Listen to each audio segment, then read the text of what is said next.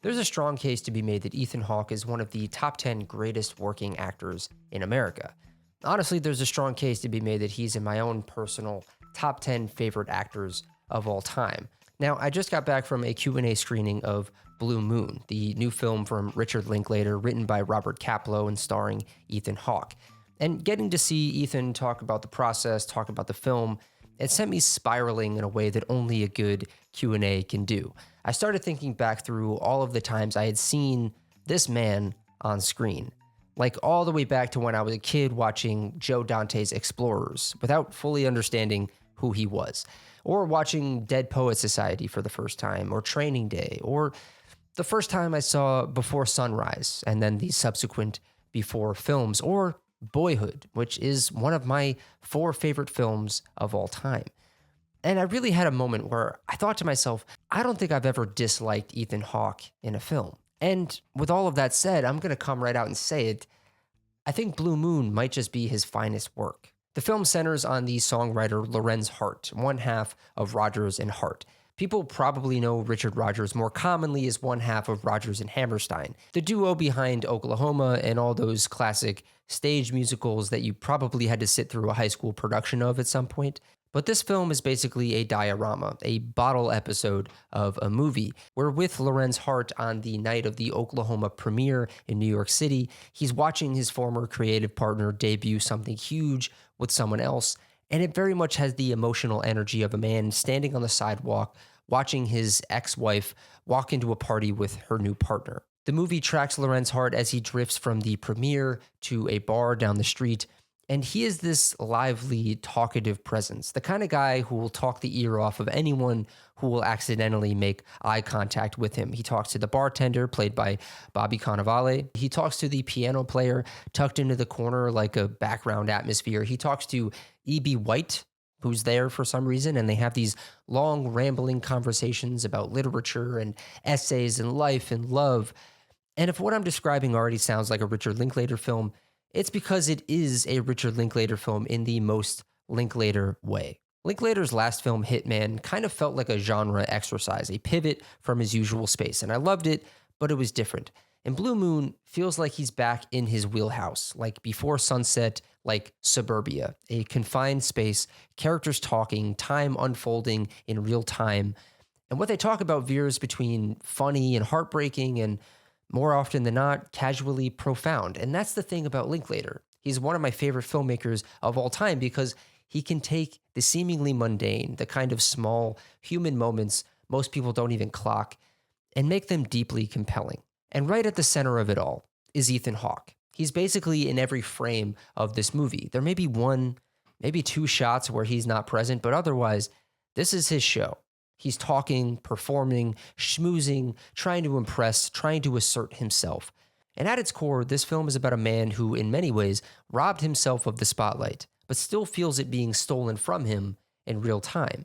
He's watching his future slip away, partly through his own decisions. His alcoholism, for one, is pushing Richard Rodgers to look elsewhere, to partner with someone more stable, like Oscar Hammerstein. And we see Lorenz being quietly, politely, devastatingly sidelined. So during this film, there's this post-Oklahoma premiere soiree that's happening at this bar where everyone is gathered around Rodgers and Hammerstein, congratulating them, celebrating them, and Lorenz is just sort of hovering at the edge of frame, doing that thing where he cracks jokes and tries to stay loud enough to be noticed, but no one is actually turning to face him. It could be kind of brutal at times. And I'll be honest, I didn't know who Lorenz Hart was going into this film. I'd probably heard some of his melodies, some of his songs somewhere, but the name meant nothing to me. And that's part of why this feels so of the moment in a strange way. We're getting more and more movies like this, stories about people who shaped culture in huge ways and yet somehow evaporated from public consciousness. This is a subject that is in particular fascinating to me at this moment in time. Like The Smashing Machine, Benny Safdie's film about Mark Kerr, Lorenz Hart feels like a similar ghost of influence. Oscar Hammerstein himself credits Hart as a kind of influence. Even in the film, Oscar says it to him directly, and Lorenz wants to believe it matters. He needs to believe it matters.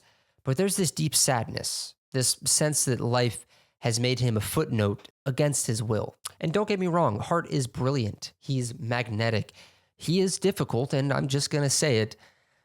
He's kind of a tough hang. You could feel it in the way he interacts with people, like they're consistently looking for an exit. And in the case of one scene in this movie, they find it. And you could feel this in the way he interacts with Elizabeth, played by Margaret Qualley, this young woman he calls his protege. She's a Yale student studying set design. She writes poetry, and she has that kind of natural poise that Lorenz admires and envies. They've formed this friendship that Lorenz desperately wants to be something more. She tells him about her romantic entanglements, and he listens with that kind of tortured attentiveness in a scene that I'm going to get to in a bit. But first, I want to talk about the film's dialogue, written by Robert Kaplow, who, as far as I could tell, is mostly a novelist, also known for Me and Orson Welles. And the dialogue in this film is razor sharp. Once again, the whole thing is essentially staged like a play, one location, this Manhattan bar. We move between the bar, the dining room, the coat room, the stairwell, but we never leave this location. And time just ticks forward in this compressed microcosm, and the dialogue captures everything. Lorenz's affectations, his bravado, his wit, his insecurity, his desperate need to be the most interesting person in any given room because he knows he's not the tallest or the most handsome or the most stable. And Ethan Hawke tears through it like a man possessed. The sheer word count in this film must be staggering. He never shuts up, and that's kind of the point. He's talking to stay alive. When Rodgers and Hammerstein do arrive, Lorenz pulls Rodgers aside, giving him all of these false compliments about how much he loved Oklahoma, all while practically vibrating with jealousy. Their back and forths in this movie are some of the most nuanced work in the film. Andrew Scott as Richard Rodgers plays it tender, like a man who truly loves his old friend, but has accepted that loving him doesn't mean staying tethered to him. He can't keep dragging Lorenz out of gutters at 9 a.m. He can't keep burying his own success out of loyalty. In so many ways, this movie feels like the Richard Linklater that made me fall in love with Richard Linklater. The talky, meandering, philosophical dissections of art and ego and love and failure. Lorenz Hart is such a perfect Linklater protagonist. He's tragic, brilliant, kind of unbearable, but always magnetic.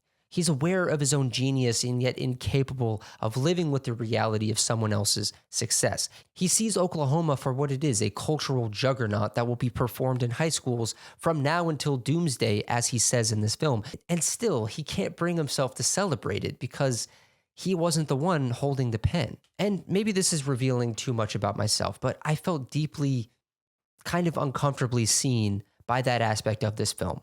That feeling when someone you know succeeds and your second thought is, I'm happy for them. But your first thought is, if you're being brutally honest, that should be me. It's that ugly human artistic envy that I feel we often don't admit that we carry. And then there's that scene that I mentioned earlier that I'm bringing up now. It's maybe the most heartbreaking scene I've seen all year. Lorenz and Elizabeth are in a coat room, just the two of them, and they're talking about this man that she slept with around her birthday. She tells the whole story in detail. He slept with her, and then he never called her again. And Lorenz, trying to mask his jealousy as concern, asks her why she even cares about such an asshole. And she says she's in love with him. She says if this guy were to call her tomorrow, she would drive 30 hours just to spend another night with him. And Lorenz, you could see it all over Ethan Hawke's face, one of the greatest listeners in cinema history. He gets choked up and he asks her the question that's clearly been eating him alive all night. And he says, how many hours would you drive to see me? And she tells him as kindly as she can, look, I love you, Lorenz, but not like that. And that right there, that line, that's the thesis of the whole film. Lorenz Hart is the man people say they love, they thank, they credit in their speeches, they call him an inspiration. But at the end of the day, when he dies alone in an alley from pneumonia tied to alcoholism, history pats him on the back and says, we love you, Lorenz, but not like that.